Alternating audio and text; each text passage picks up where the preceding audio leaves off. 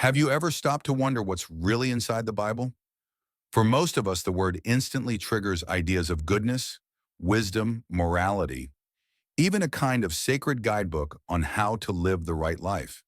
From childhood Sunday schools to political speeches, it's constantly held up as the gold standard of ethics. But here's the shocking twist. Once you actually sit down and read it carefully slowly, without skipping the difficult parts, what you find is not what most people expect. The truth is, the morality promoted in the Bible isn't just flawed here and there. It's flawed consistently in ways that are impossible to brush aside. Let's start with something basic, something that almost everyone agrees on. You should never punish children for the mistakes of their parents. That feels obvious, right? But in the book of Exodus, God is described as punishing children for the sins of their fathers down to the third and even the fourth generation. Imagine that. Your grandfather makes a mistake, and somehow you're the one who deserves to suffer. That's not justice. That's generational cruelty dressed up as divine law. And it doesn't stop there.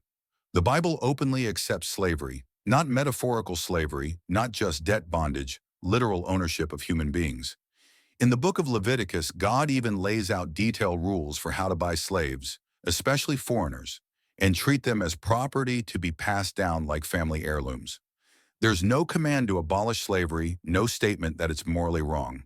Instead, what we get are instructions about how hard you can beat your slaves before it's considered a crime. If you beat someone and they die immediately, you're guilty. But if they survive for a day or two, you're not. That's not me exaggerating, that's written directly in the text. Some people try to excuse this by saying, oh, that was just the culture back then. But here's the problem. This book claims to be the eternal word of a perfect God. If it's really supposed to come from perfection, shouldn't it rise above the morality of its time instead of sinking into it? Otherwise, it's not perfect at all. It's just old. And that's the uncomfortable truth most people never hear in church. Now let's talk about one of the most disturbing passages you'll ever come across in the Bible. In the book of Numbers, chapter 31, after a bloody battle, Moses gets furious at his own soldiers. Why? Because they spared the women and the children. His command to them is chilling. Kill every male child, kill every woman who has ever been with a man, and keep the young virgin girls alive for yourselves. Think about that for a moment. This wasn't some minor figure in the story. This was Moses, the man said to have received the 10 Commandments directly from God, ordering mass slaughter and the capture of girls as war prizes. And this wasn't a one-time thing. In the book of Deuteronomy, God directly commands the Israelites to wipe out entire cities, men, women, children, even the animals. Nothing left alive. These weren't symbolic lessons, these were literal instructions for genocide. If a modern leader gave that order, we'd call them a war criminal. If someone today praised such actions, we'd call them dangerous. But in the Bible, it's described as holy. That contradiction should make us pause. The same God who says thou shalt not kill also commands mass murder. The same God who says love thy neighbor also says to show no mercy to outsiders. The contradictions don't stop there. The Bible is full of laws that by any modern standard are brutal beyond belief. According to Deuteronomy, a woman who isn't a virgin on her wedding night must be stoned to death. In another passage, a man who simply gathers sticks on the Sabbath is executed. Children who curse their parents, they can be put to death as well. These aren't rare verses buried in footnotes. They're presented as laws coming straight from God himself. And what does this really look like in practice? It's not morality, it's fear, it's control. Rules that terrify people into submission instead of guiding them toward justice or compassion. When we stop and actually read what's there, the message is clear. This isn't the shining moral handbook it's so often claimed to be. It's a set of commands that would never be accepted in any courtroom, school, or household today. Yet billions of people are still told this is the foundation of morality. Let's dig into another area where the Bible's moral framework breaks down its treatment of women. Over and over, women are portrayed not as full human beings, but as property first belonging to their fathers and then to their husbands. In the book of Exodus, if a man sells his daughter as a servant, that's permitted. No outrage, no condemnation, just a rule about how the transaction should be handled. And when it comes to sexual violence, the laws are not written to protect the woman, they're written to protect male ownership. In the book of Deuteronomy, if a woman is raped, the so-called solution is for the rapist to pay her father 50 shekels of silver, and marry her. Think about that. The punishment isn't aimed at the attacker for his crime. It's a financial settlement for the father because his property, his daughter, has been violated. For the victim herself, the outcome is a lifetime forced marriage to her attacker. That's not justice. That's cruelty disguised as law. And when we turn to the New Testament, it doesn't get much better. Women are told to remain silent in church, to never teach to submit to their husbands in everything. These aren't suggestions framed as cultural advice for a particular time. They're delivered as moral commands. And the worst part, they're still used today in many religious communities to justify inequality, to silence women, and to maintain hierarchies of power. This paints a disturbing picture. If a book is truly supposed to come from a perfect, all-knowing source, shouldn't it hold women as equals? Shouldn't it rise above the patriarchal systems of its time? Instead, it reinforces them. It validates ownership, submission, and silence. Believers often talk about the Bible as if it's a wellspring of compassion and fairness. But the reality is, when you look closely, its rules about women reveal a deep imbalance that mirrors the same power struggles of ancient societies. Far from being timeless wisdom, these passages show us that the book often fails to meet even the most basic standards of equality. When people defend the Bible as a moral guide, they often turn to a handful of beautiful lines. Love is patient, love is kind, or do unto others as you would have them do unto you. Those verses sound inspiring, and yes, they've been quoted on greeting cards, wedding invitations, and motivational posters for generations.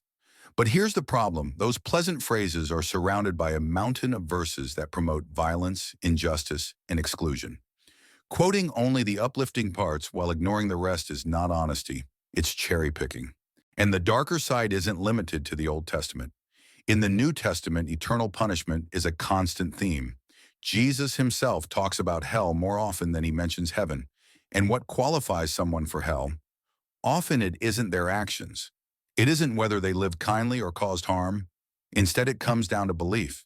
If you don't accept the right ideas, you're destined for eternal torment. That means a kind, generous person who doesn't happen to share a specific faith can be condemned forever. Meanwhile, a violent criminal who repents at the last moment is promised paradise. Does that sound like justice? Or does it sound like blind allegiance to a system that values loyalty over compassion? On top of that, the Bible encourages obedience to authority, even corrupt authority. In his letter to the Romans, Paul instructs followers to submit to governing powers because they are established by God. That means unjust rulers, oppressive governments, even dictators are treated as if they carry divine approval. Throughout history, this idea has been used to silence dissent, excuse tyranny, and keep people passive under oppression. Defenders often say, well, those verses are symbolic or they don't apply anymore. But the issue runs deeper.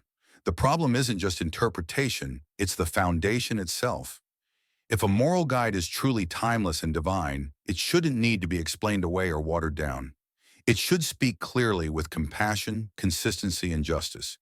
And when we measure the Bible by those standards, it falls short.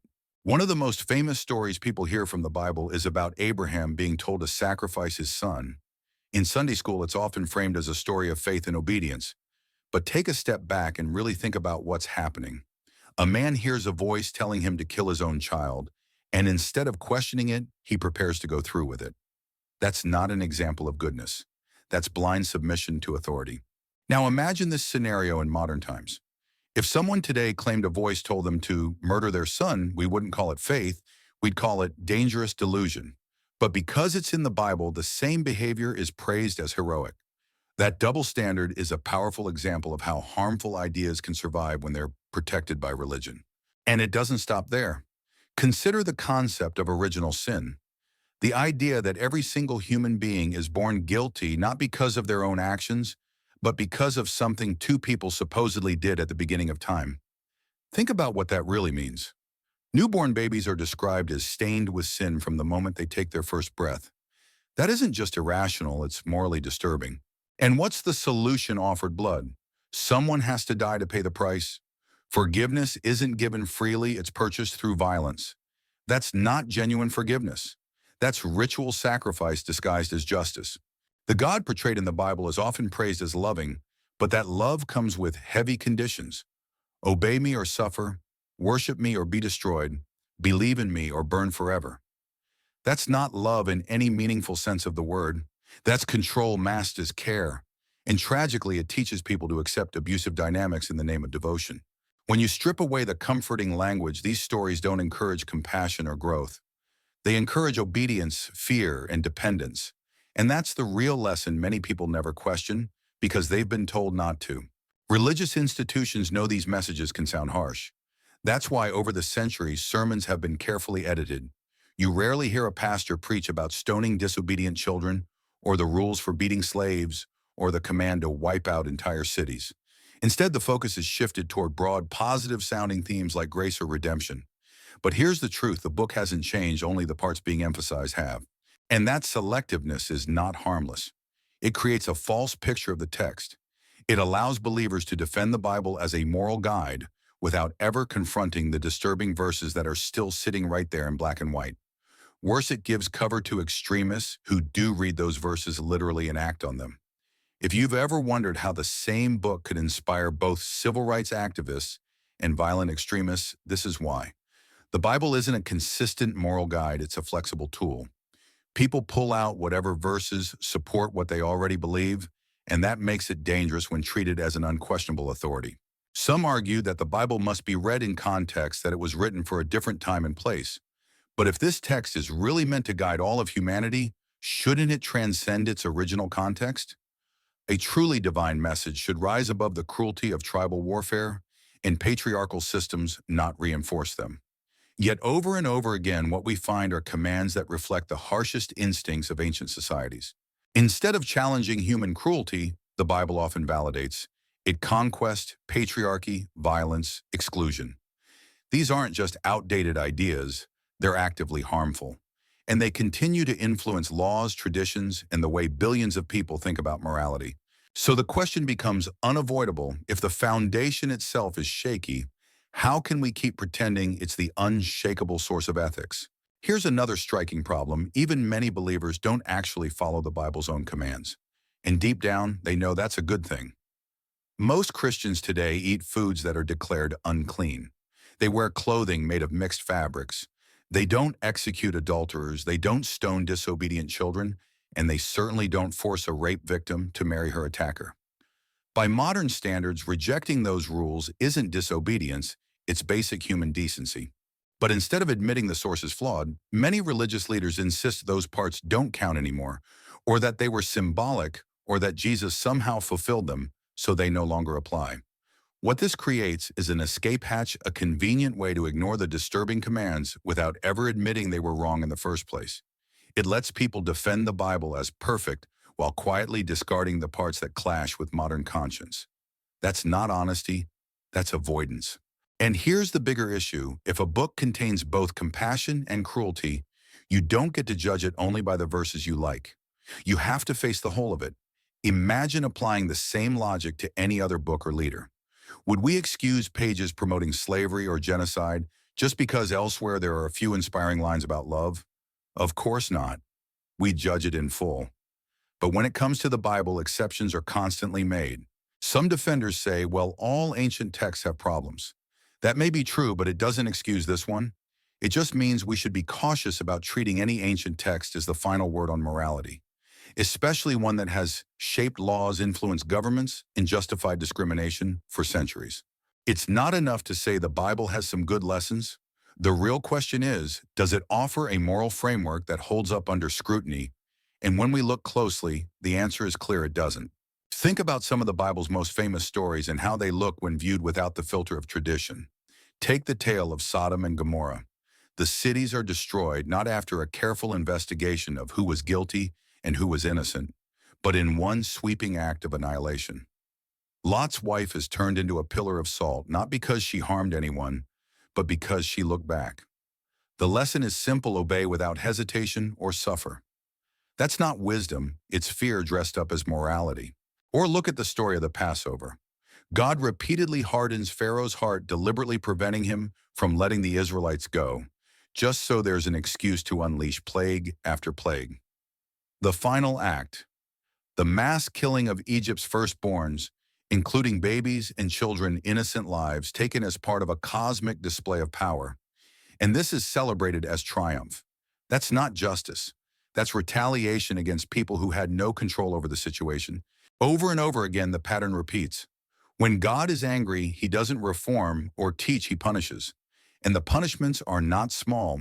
They're excessive, often indiscriminate, wiping out entire populations, including animals, as if they too were guilty. This isn't the behavior of a wise teacher guiding people to grow. It's the behavior of a ruler obsessed with obedience. And sometimes the punishments land on people who are actually trying to do the right thing. In the book of 2 Samuel, a man named Uzzah sees the Ark of the Covenant slipping, and he reaches out to steady it. His intention is to protect something sacred. But because the rule was, don't touch the Ark, he's struck dead instantly. No conversation, no forgiveness, just death. What lesson does that send? Don't think for yourself. Don't act with compassion. Just follow the rules blindly. Stories like these aren't moral examples. They're warnings to submit without question, and yet they're taught to children as models of faith. Another troubling idea that runs throughout the Bible is substitutionary atonement, the belief that someone else can be punished for your wrongdoings. At its core, this teaching erases personal responsibility. Instead of making amends for your own actions, the system tells you that forgiveness comes because another person suffered in your place. That's not ethical. That's transactional. Real morality demands ownership of what we do, not outsourcing it to someone else. And it's not just about punishment. The Bible also declares people unclean for things that aren't even wrong. Someone working on the Sabbath executed. A person with leprosy cast out from the community. Women during menstruation isolated as if they were tainted. People with disabilities excluded from the priesthood. These aren't moral failings. They're natural conditions. Yet the text treats them as though they pollute holiness, branding people as impure for simply existing in their own bodies. Even within its own pages, contradictions pile up. One moment God says, "Thou shalt not kill." The next, he commands entire populations to be slaughtered. One moment the command is, "Love thy neighbor." The next, it's an order to kill neighboring tribes without mercy. We're told God is slow to anger, but the stories show a being who lashes out with extreme violence over the smallest provocations. And here's the catch: believers are often told not to question these contradictions. Doubt is treated as weakness. Curiosity is discouraged. People are trained to accept the paradox without asking if it makes sense. That's how harmful ideas survive, not because they hold up to scrutiny, but because they're shielded from it. From childhood, many are taught these stories literally before they even have the tools to think critically. Floods drowning the entire world. Babies in Egypt struck down in the night. Eternal fire for anyone who doesn't believe. These aren't presented as metaphors to children. They're presented as truth, and they shape how those children grow up thinking about justice, punishment, and authority. What often gets overlooked is that the Bible's harshest teachings aren't just random outliers, they're systemic. They reflect the values of a tribal patriarchal society determined to maintain power through fear, violence, and hierarchy. And yet this very book is used in modern courtrooms to swear oaths. It's displayed in schools and government buildings. It's quoted by presidents as if it were the ultimate source of wisdom. But the actual content is rarely scrutinized. Some defenders try to soften the image, saying, well, the Bible isn't really a book of rules, it's a story of redemption. But redemption from what? From a curse imposed by the same being who then offers salvation. That's like a doctor poisoning you, then offering you the antidote on the condition that you worship him. That's not redemption, that's coercion disguised as grace. Others argue that we just need to interpret through love. But here's the problem: a truly loving message doesn't need to be reinterpreted. If a book's morality only becomes acceptable after we filter it through a modern lens, then the problem lies with the original text, not with us. Even in the New Testament, often seen as the softer half of the Bible, the same troubling themes continue. Jesus speaks of eternal fire, tells people to hate their families in order to follow him, curses a fig tree for not bearing fruit out of season, and tells parables where people are tortured for rejecting a king's invitation. These aren't stories of peace and inclusion. They're stories that reinforce control, exclusion, and punishment. And yet, despite all this, the Bible is still held up as the gold standard of morality. It continues to influence debates on abortion, marriage law, education areas that affect real people's lives. When critics point out the cruelty in its pages, they're told they're reading it wrong. But here's the truth. No amount of metaphor or reinterpretation can soften a command to kill children or a rule that endorses slavery. Words matter, and the words of this book have shaped societies for thousands of years. This is why the Bible's moral failures matter, not because they simply offend modern tastes, but because they still influence real decisions today. Around the world, Scripture is used to oppose women's rights, to criminalize homosexuality, to silence dissent, and to justify violence against minorities. These aren't abstract debates, they're lived consequences of giving uncritical authority to an ancient, deeply flawed book. A better world doesn't come from ignoring these problems. It comes from confronting them honestly, from admitting that morality evolves, that compassion and reason can lead us to better answers than fear and obedience ever could. If a book contains wisdom, we should be free to recognize it. But if it also contains cruelty, we must be just as free to name it. Pretending the cruelty doesn't exist only allows it to keep shaping laws, policies, and institutions. No book deserves automatic reverence, not one that includes rules for beating slaves, silencing women, killing children, or torturing unbelievers. A genuine moral guide should inspire us to be kinder, more just, more compassionate. But the Bible, when read in full, doesn't do that consistently. In fact, many of the best values we hold today, equality, freedom, human rights, were achieved by stepping away from its teachings, not by following them. Take abolition, women's suffrage, freedom of thought.